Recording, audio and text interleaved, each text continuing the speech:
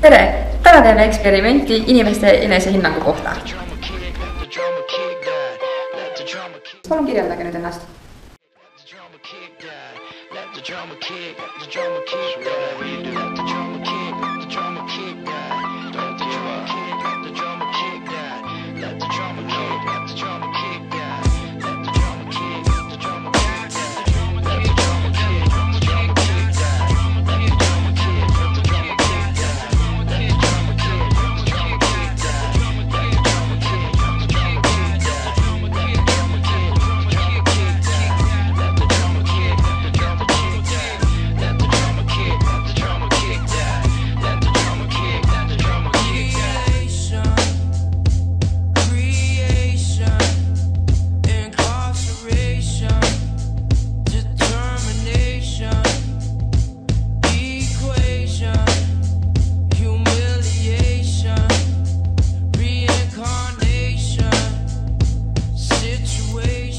Siin ma joonistasin nüüd teid sellisena, nagu te ise ennast näete ja teise pildi peal nii, nagu teie tuttav teid kirjeldas ja nagu teised inimesed teid näevad.